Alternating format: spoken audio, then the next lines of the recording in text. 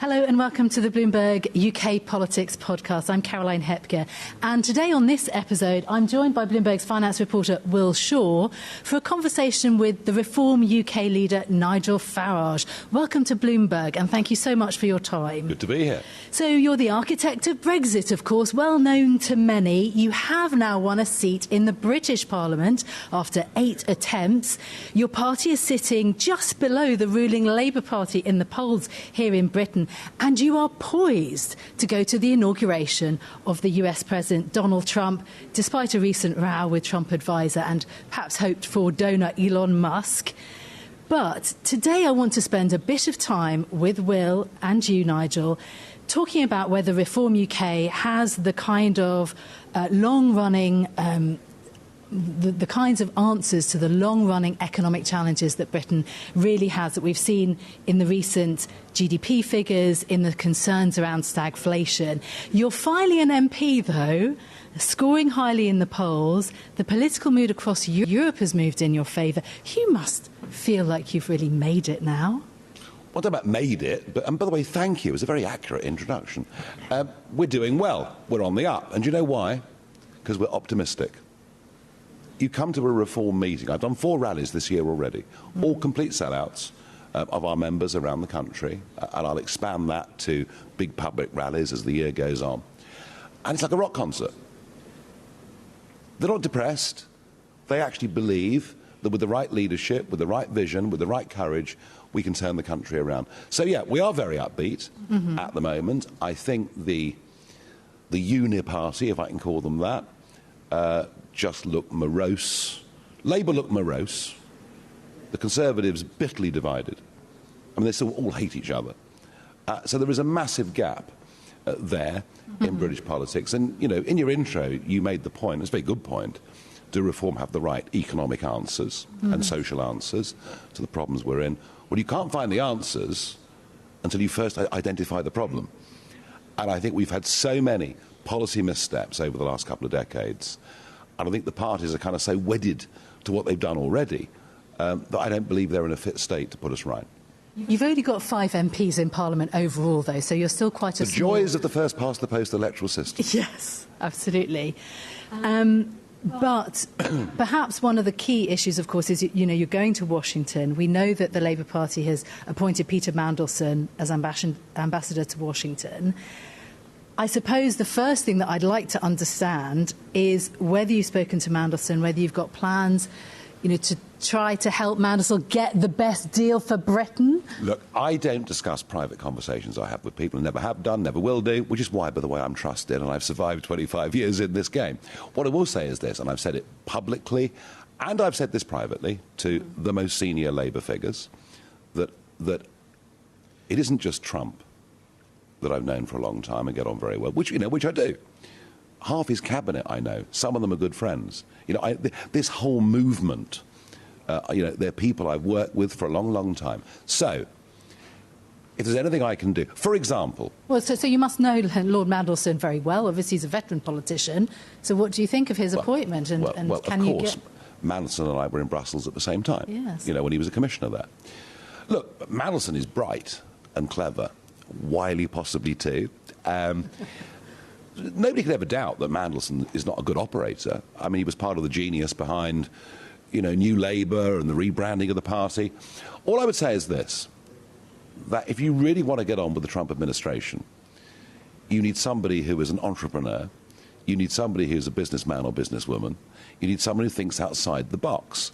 And kind of what we're doing is we're going down the traditional Foreign Office governmental route of appointing somebody from within our governing circles.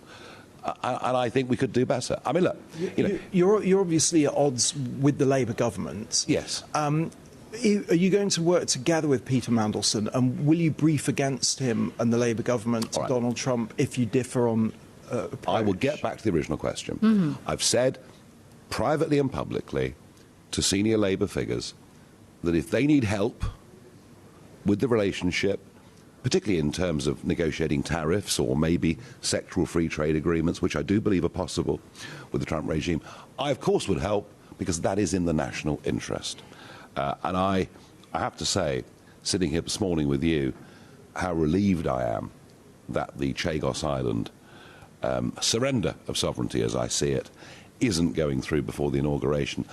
I think if that had happened, we would be in a very, very bad place. So we've got a bit of a reprieve. And remember that Trump is the most instinctively pro-British president we've seen for decades. And we ought to use that to our advantage. How does that really translate, though, in terms of how hard Trump is going to be on tariffs globally and especially on the UK? I can tell you that in 2016 and past the inauguration into the early part of 2017, the team around Trump were really anxious to get a trade deal with the UK and to do it as quickly as possible. Why?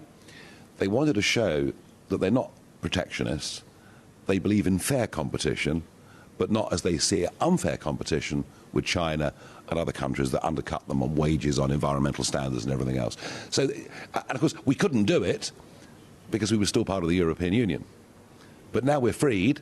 We're not part of the EU's common commercial policy. We can negotiate our own trade deals. These are the prizes that are on offer. But, you know, if the Prime Minister wants to have a reset with the European Union and get closer to the failing, economically, European Union, it's going to be very difficult. If we turn to Elon Musk, so I thought you might. Yeah, Joe Biden was speaking overnight. He warned Americans of a dangerous concentration of power in the hands of a very few ultra wealthy people that he feared could have an impact on the country's democracy. Through your friendship with Elon Musk, is there a risk of you introducing a similar threat into the UK in terms of like the interests of one very, very rich tech billionaire and his concerns taking priority over the concerns of regular voters and, you know, the potential of someone being seen to try and buy an election in the UK? Well, first things first, I think Biden's record on defending the American Constitution, on the way that he used the judicial system, doesn't bear much scrutiny. I think things went backwards during Biden's time, and we concentrated so much power in Biden's hands that he gave Afghanistan back to the Taliban. So, you know, we can throw this stuff back and forth. In America, you know, billionaires have more influence over society than we do in Britain. There's no, you know, culturally, there's no question about that. Musk is a very powerful figure, of that there's no doubt. But I also think he's a hero. I mean, if you think back to the last election in 2020 in America, where the Hunter Biden laptop was there, the evidence was clear of criminality, for which he's now been convicted of one or two things. The evidence was, I mean, all sorts of things were there that deserved to be in the public domain, especially his father's close relationship and telephone calls with various companies. That's a separate issue. No, it isn't. I guess. No, it isn't at all, and I'll tell you why. Yeah. All the social media channels forbade any conversation about that subject. The Americans had an election with no debate on this issue. Musk has come along and bought Twitter, albeit for quite a high price, and free speech is coming back to America and the Western world. You've even seen Meta in this week. I mean, an extraordinary U-turn that has been made. So Musk is a force for good in terms of open democratic argument. When it comes to power and influence, I think the important thing is he mustn't be seen himself to be dictating what the Treasury Department do, and that is important. A lot of people would disagree with the point around, you know, freedom of speech. Particularly the Europeans are deeply concerned about misinformation. The Elon... hang on. The anything Elon Musk we disagree with is misinformation. I know. Yes. We must all support globalism. We must all support open borders. If we don't, it's misinformation. I don't buy it. On Elon Musk, with him and the other tech billionaires who support visas for highly skilled workers into the US, that's pitting them against the MAGA movement and people like Steve Bannon, who oppose immigration much more broadly. Who is right in that debate, do you think? Well, I'll talk from a UK perspective. You know, I've always favoured high-skilled immigration, people that come in are net contributors to the country and, crucially, who integrate to a greater or lesser extent in our culture, our values. I've never had a problem with that. But, of course, we've done the opposite to that. Isn't it amazing? Of the last 3 million people that settled here in Britain from outside the EU, the last 3 million, 22% are in work. Only 22% are in work. So how you manage immigration is becoming an increasingly crucial political issue. Bannon is sort of almost saying no immigration into America. I tell you what, if we want the City of London, where we're sitting right now, if we want our tech sector to be a world leader, if we want to turn this place into one of the crypto trading centres of the world, all those things, there's a lot we can do with British people, but we will need some highly skilled people from other parts of the world. I have no problem with that at all. The issue with that, though, in terms of the immigration debate, is that on the one hand, your manifesto ahead of the election last year talks about freezing immigration. No. Hang on. Let's just be clear about what we're talking about. There are always people leaving the country. You know, you sell a 3-bed semi in the suburbs of London, and you can go and live in Spain for the rest of your life, or Portugal for the rest of your life, or whatever it may be. What we're talking about is not to have overall population explosion due to immigration. So there's still plenty of room for people to come on either work visas or, in some cases, come to settle. So I'm not, you know, we are not putting up the barriers entirely. What we are saying is that low-skilled migration and those people bringing dependence has net been a negative for the UK economy. How is that any different from the policy that this government and the previous government have tried to enact? Because that's what they told people in manifestos and then did the complete opposite, which is why we're doing well in the polls. Trust has gone. Don't forget, the Conservative Party in 2010, 2015, 2017, specifically in the manifesto, said net migration of tens of thousands a year. In 2019, we've got control of our borders back with Brexit. Numbers will be lower. And the 2023 number, before the revision, and by the way, all the revisions are upwards, is nearly 1 million. This is where we are. The biggest problem that those two traditional parties have is trust. If we turn to the UK economy, Britain obviously has got deep-seated and long-running economic problems. Those have asserted themselves in recent days in the turbulence in financial markets. How would you create economic growth in Britain? Everybody says they want to achieve that. It seems exceptionally hard to actually make it happen. Like, how would you bring that about? I mean, Rachel from Accounts is not going to achieve that, is she? I mean, clearly, utterly clueless. I thought that from the start, actually. Utterly clueless, completely out of her depth. And there seems to be... And yet they won in a landslide election. Well, they did it, but it wasn't really a pro-Labour vote, was it? It was just an anti-Tory vote. I mean, that dominated the election. And remember this, it was a fairly loveless victory. And they only got a third of the votes and 2/3 of the seats. Again, we're back to our friend, the electoral system. I was amazed how little scrutiny Labour's economic plans came under in the run-up. What is clear is this. What is absolutely clear is this. They are increasing the size of the public sector, and the measures they've taken is already, even before April the 1st, when all this really kicks in, decreasing the size of the private sector. And there seems to be a fundamental misunderstanding on the centre-left of British politics as to how economics works. If you don't create private sector wealth, you are doomed. So she can talk, as she did when she came back from China on Monday of this week. She can say growth is our #1 priority. Everything they're doing is anti-growth, including the key component. And the key component is confidence, and there isn't any. If we look at the Reform Manifesto, it talks about departments saving £50 billion a year by cutting wasteful spending, bureaucracy and improving procurement. So that would be about 10% of departmental budgets every year for 5 years.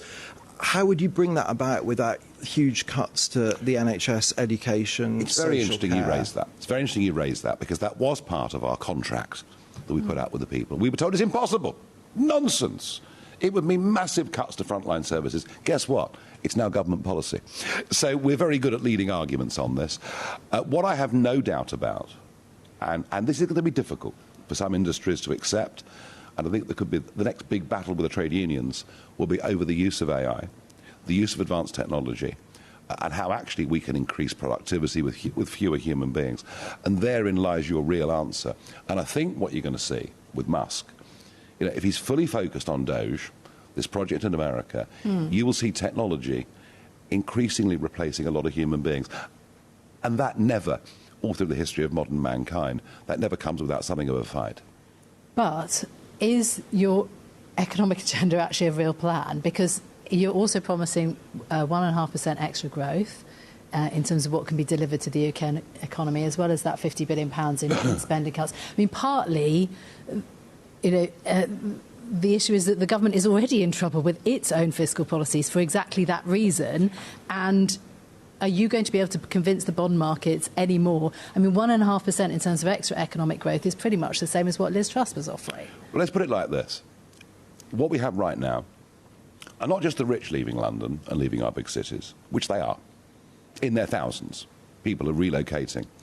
We're also losing the 30-something entrepreneurs. They're going. They can't see any prospect of Britain being a pro-business community. And I return to that word confidence.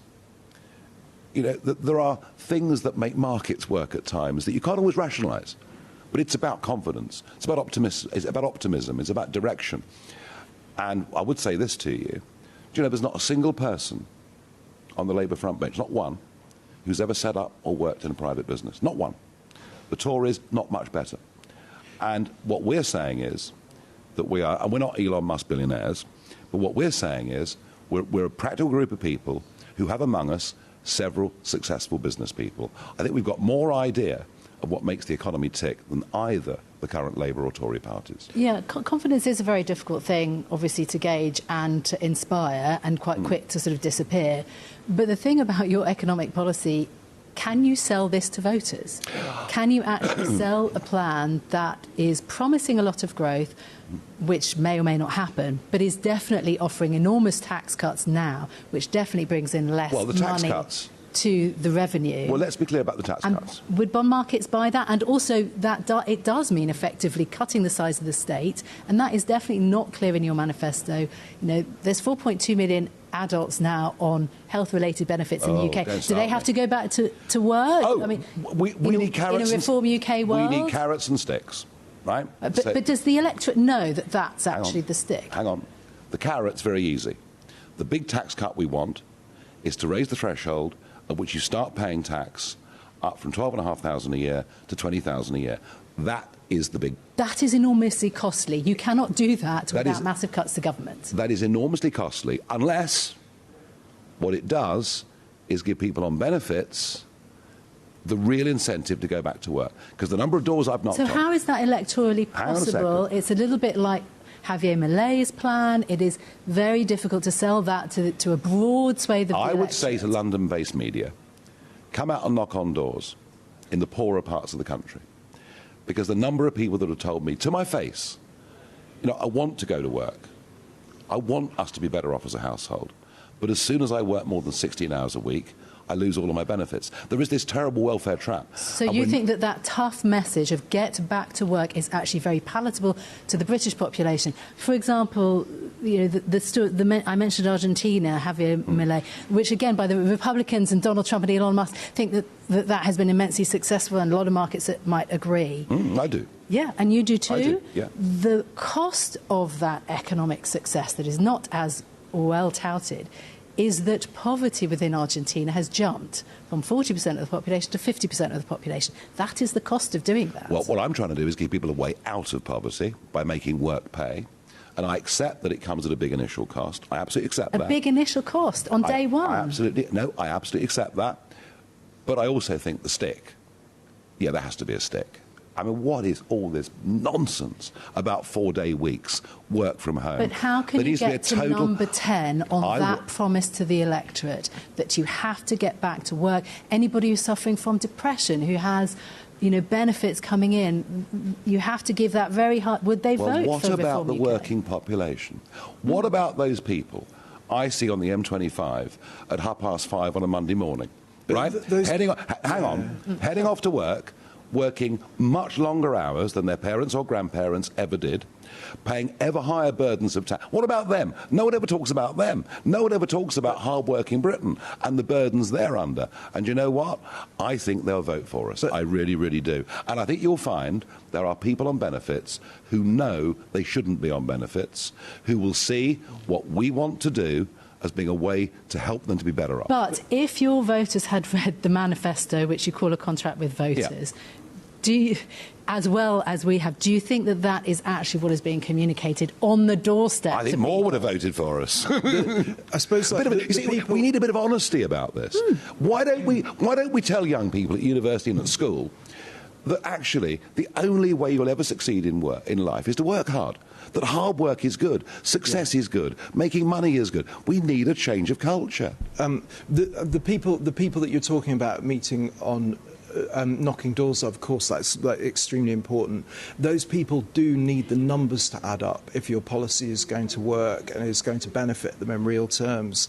The IFS said of the proposals in the Reform Manifesto, spending reductions would save less than stated, that tax cuts would cost more than stated by a margin of tens of billions of pounds a year. The problem is if you don't have the kind of rigour of the economic plan, you can't help the people that you're making the promises. Well, you can, because there are many other things you can do. We talked about cutting the size of the public sector. I talked about the use of AI.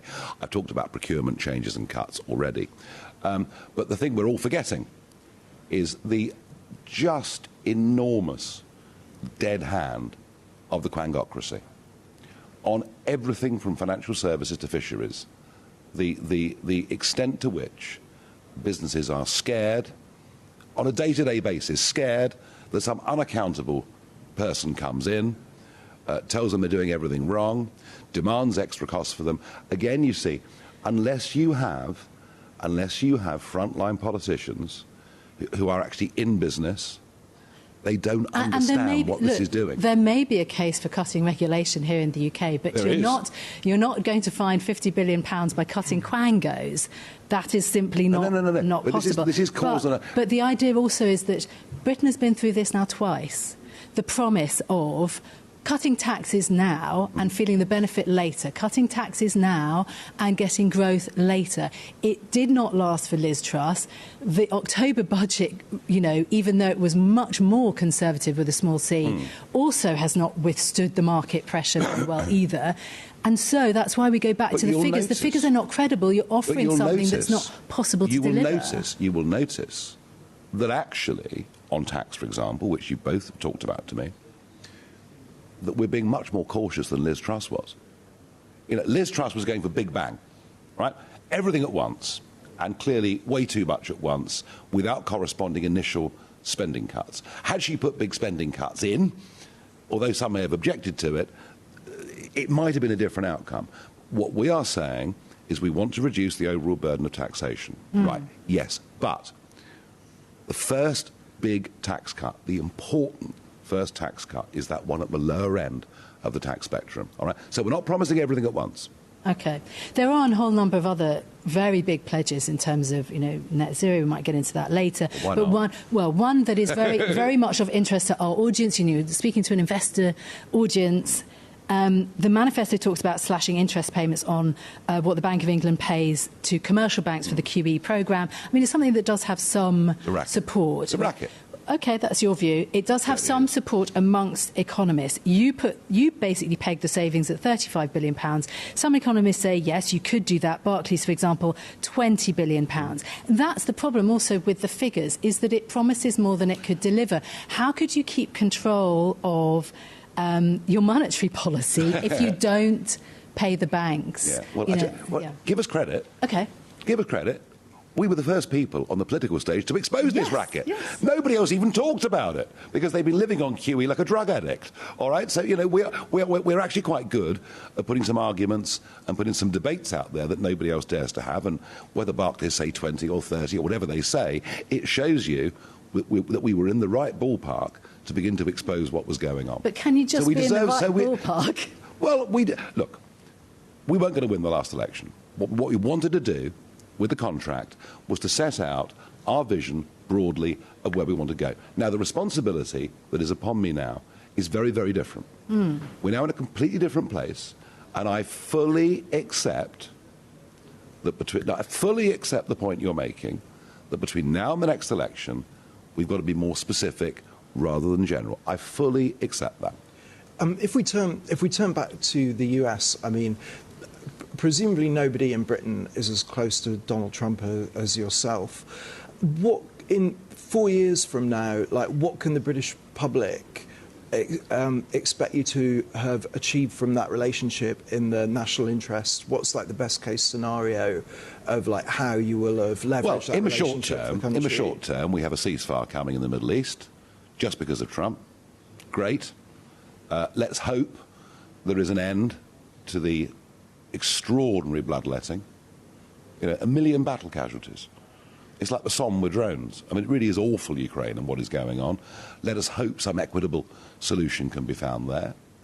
I think you'll see Saudi Arabia drawn back towards Israel. I think you'll see the Abraham Accords extend. I hope you'll see Iran isolated on the world stage as being the really bad actors that they are. And all those things, of course, are in our interests, maybe not hugely directly in many cases. In terms of what's in it for us, that's what you're really asking. Yeah. I mean, I understand that. Look, this really is up to the government. If this government is intent on being run by human rights lawyers, which are happy to give away, potentially, the nuclear capability of America's most important single base in the world outside mainland America, it ain't going to go well. If this government is determined to reset our relations with Brussels in the sense that we start to mirror single market rules that come onto the statute book, then we're going to find it very, very difficult. But it was interesting, I thought, the other day, that Starmer gave the AI speech. It was all a bit perfunctory, but he gave the speech about AI. And he was asked a question. One of the journalists asked him, well, because of Brexit, we're now free, and you've mentioned European attitudes towards tech. So Starmer's got to make his mind up. Which way do we go? And the closer we tie ourselves to Brussels, the more difficult it is, at the end of that 4 years, as you've asked, to have achieved economically what we could. I am certain that in terms of intelligence, I'm certain that in terms of special forces working together, I'm sure in terms of those things, the next 4 years will be a great success. But it's on the economics that people want to see some results. I am certain that with the right government, we could have free trade deals negotiated on booze, motorbikes, financial services, and maybe agriculture we just leave because maybe it's too difficult. I don't know. But I think there's an awful lot of progress that we can make with an administration that wants to do it. Is there a risk that Donald Trump's quite mercurial and he'll listen to yourself and be influenced by that, and then we'll move on to the next person and be influenced by them? Let me tell you something about Donald Trump. He's not really influenced by anybody. He listens to people. He makes his own mind up. He's very, very good at making his own mind up. He's also very good at seeing the big picture. And I think one of the things maybe people who don't like him, and I get it, he's a New Yorker, it's not everyone's style, but one of the things I think that people should credit him for is that the big thinking in the first 4 years of a Trump presidency was on foreign affairs, and it was a huge success. Mm. Have you spoken to Donald Trump directly about Tommy Robinson? I mean, obviously, Elon Musk is a big fan of Tommy Robinson. Tommy Robinson is someone with a criminal record. His supporters have associations with street violence. He's sort of rooted in the EDL and the British National Party. You obviously have differences with Tommy Robinson. Have you raised that directly? I'm sorry, I won't have that. Fundamental differences. Tommy Robinson has nothing to do with me, has never been anything to do with me, and never will be anything to do with me. My brand of politics is non-sectarian, non-racist. It always has been, and it always will be. And Mr. Robinson can do what the hell he likes, but he'll never have anything to do with my party. I want to be absolutely clear about that. Have you spoken to Donald Trump or Donald Trump's team directly about that? I think Donald Trump's team have got bigger things to worry about than Tommy Robinson. There is an element of the conservative right in America that view Robinson as a hero figure, right?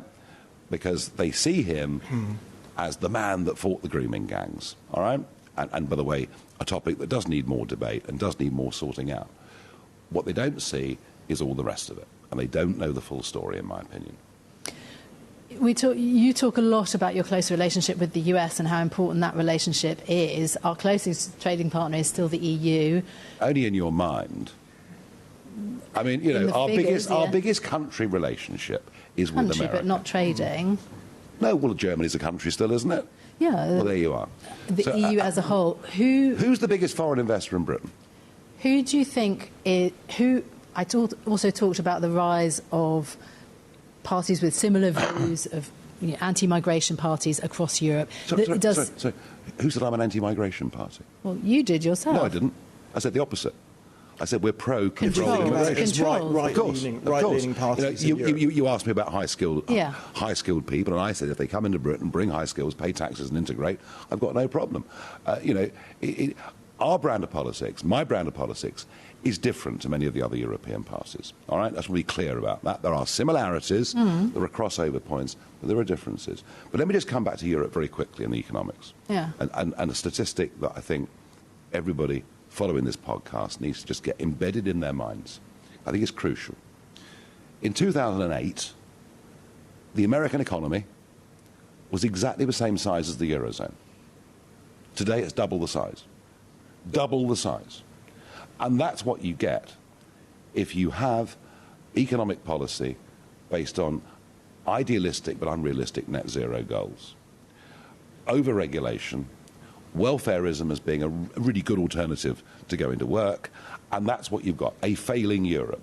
One of the reasons I wanted Brexit was to give us an opportunity to get away from that failing model. I'm not saying we have to be identical to America, but I think in terms of business culture, there's a heck of a lot we can learn. Okay. Nigel Farage, thank you so much for your time. We could have gone on for hours. I know. I've got a whole other sheet of questions. It just started. Yeah, Nigel Farage, thank you so much for joining us on the Bloomberg UK Politics podcast. The Reform UK leader joining us alongside Bloomberg's finance reporter Will Shaw. If you like the programme, don't forget to subscribe. Give it 5 stars so that other people can find it on Apple Podcasts, Spotify or wherever you listen. I'm Caroline Hepker. This episode was produced by James Wilcock. Our audio engineer was Sean Guastamakia. We'll be back with more on Monday. This is Bloomberg.